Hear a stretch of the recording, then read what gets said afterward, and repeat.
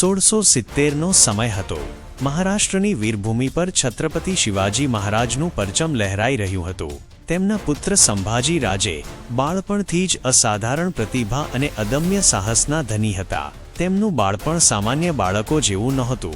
તેમણે શસ્ત્રોનું શિક્ષણ ખૂબ નાની ઉંમરમાં જ લેવાનું શરૂ કરી દીધું હતું। ગુરુ દત્તાત્રેયના આશ્રમમાં રહીને તેમણે વેદ, શાસ્ત્ર અને યુદ્ધનીતિનું જ્ઞાન પ્રાપ્ત કર્યું। પરંતુ તેમનું બાળપણ ફક્ત અધ્યયન અને યુદ્ધકળા શીખવામાં જ નહોતું વીત્યું। તેમાં રહસ્ય અને રોમાંચના ઘણા અધ્યાય જોડાયેલા હતા। એકવાર જ્યારે સંભાજી માત્ર 9 વર્ષના હતા ત્યારે તેઓ તેમના કેટલાક સાથીઓ સાથે રાયગઢ કિલ્લા પાસે જંગલમાં ફરી રહ્યા હતા। અચાનક તેમને એક વૃદ્ધ સાધુ મળ્યા જે કાંપતા હાથે એક ગુફા તરફ ઇશારો કરી રહ્યા હતા। તેમણે ધીમા અવાજે કહ્યું, "આ ગુફામાં કંઈક એવું છુપાયેલું છે જે મરાઠા સામ્રાજ્ય માટે ખૂબ મહત્વનું હોઈ શકે છે, પરંતુ અત્યાર સુધી કોઈ તેને પામી શક્યું નથી." સંભાજી જે બાળપણથી જ સાહસી હતા, તેમના મિત્ર કાન્હોજી અને બાલાજી સાથે તે ગુફા તરફ વધ્યા। ગુફાની અંદર જતાં જ ઘોર અંધારું હતું, પરંતુ દિવાલો પર કોતરેલી રહસ્યમય આકૃતિઓ કોઈ પ્રાચીન સભ્યતા તરફ ઇશારો કરી રહી હતી। જેમ જેમ તેઓ અંદર વધ્યા તેમને વિચિત્ર અવાજો સંભળાવા લાગ્યા। અચાનક એક વિશાળ દ્વારની પાછળથી એક તેજસ્વી રોશની નીકળી। જેવું જ સંભાજીએ તેને સ્પર્શ કરવાનો પ્રયાસ કર્યો, દરવાજો આપોઆપ ખુલી ગયો અને તેમની સામે એક અદ્ભુત દ્રશ્ય હતું।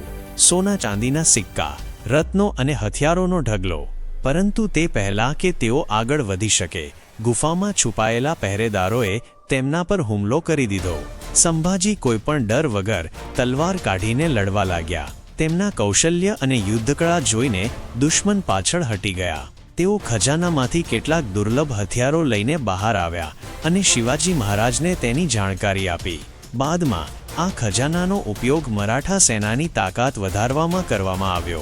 સંભાજી મહારાજનું જીવન ફક્ત વીરતાના કારનામાઓથી ભરેલું નહોતું, પરંતુ તેમાં ઘણા રહસ્યો અને ષડયંત્રો પણ સામેલ હતા। જ્યારે તેઓ 10 વર્ષના હતા ત્યારે તેમની સાથે એક એવી ઘટના બની જેણે તેમની બુદ્ધિમાની અને હિંમતને સાબિત કરી દીધી। એક દિવસ રાજમહેલમાં એક અજાણ્યો વ્યક્તિ આવ્યો જેણે પોતાને એક વેપારી ગણાવ્યો અને કહ્યું કે તે એક ખૂબ જ મહત્વપૂર્ણ ખબર લઈને આવ્યો છે। શિવાજી મહારાજ તે સમયે કિલ્લાની બહાર હતા, તેથી સંભાજીએ પોતે જ તેને મળવાનો નિર્ણય લીધો। વેપારીએ ધીમેથી કહ્યું, "સંભાજી રાજે, તમારા પિતાના જીવન પર સંકટ છે। કોઈએ તેમના વિરુદ્ધ ષડયંત્ર રચ્યું છે." આ સાંભળીને સંભાજી સાવધાન થઈ ગયા। તેમણે ગુપ્ત રીતે પોતાના જાસૂસોને આ વેપારી પર નજર રાખવાનો આદેશ આપ્યો। જલ્દી જ ખબર પડી કે તે એક મુઘલ ગુપ્તચર હતો જે સંભાજીને જાળમાં ફસાવવા આવ્યો હતો। પરંતુ સંભાજીએ પોતાની બુદ્ધિમત્તાથી ન માત્ર તેને પકડ્યો, પરંતુ તેનાથી મહત્વપૂર્ણ જાણકારી પણ પ્રાપ્ત કરી અને પોતાના પિતાને બચાવ્યા। એકવાર સંભાજી અને તેમના મિત્રો એક વિશેષ તાલીમ માટે જંગલમાં ગયા હતા। ત્યાં એક વૃદ્ધ શિકારીએ તેમને ચેતવણી આપી કે આ જંગલમાં રાત્રે રહેવું ખતરનાક છે, પરંતુ સંભાજીએ તેની વાતને હળવાશથી લીધી અને રાત ત્યાં જ વિતાવવાનો નિર્ણય કર્યો। રાત ઘેરી થવા લાગી અને ચારે બાજુ એક રહસ્યમય શાંતિ છવાઈ ગઈ।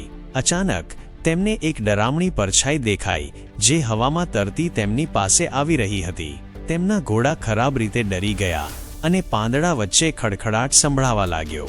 સંભાજીએ પોતાની તલવાર કાઢી લીધી ત્યારે એક વિચિત્ર હાસ્ય ગુંજ્યું અને એક કાળા કપડામાં લીપાયેલ વ્યક્તિ સામે આવ્યો। તેની આંખોમાં વિચિત્ર તેજ હતું।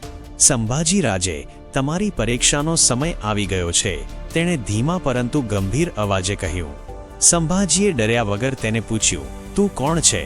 "હું એક યોદ્ધા છું જે એ જોવા આવ્યો છું કે તું મરાઠા સામ્રાજ્યનું ભવિષ્ય છે કે નહીં."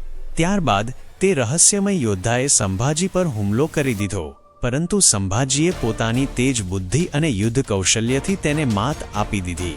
જેવું જ તેમણે અંતિમ વાર કર્યો, તે વ્યક્તિ અચાનક ગાયબ થઈ ગયો, જાણે કે તે ક્યારે હતો જ નહીં। બીજી સવારે જ્યારે સંભાજીએ આ ઘટના વિશે પોતાના ગુરુને જણાવ્યું તો તેમણે કહ્યું, "આ કોઈ સામાન્ય યોદ્ધા નહોતો, આ તારી આત્માની પરીક્ષા હતી। તે સાબિત કરી દીધું કે તું એક સાચો યોદ્ધા છે." સંભાજી મહારાજનું બાળપણ રહસ્ય, રોમાંચ અને વીરતાથી ભરેલું હતું। નાની ઉંમરમાં જ તેમણે સાબિત કરી દીધું કે તેઓ ફક્ત શિવાજી મહારાજના પુત્ર નથી, પરંતુ એક મહાન યોદ્ધા અને કુશળ રણનીતિકાર પણ હતા.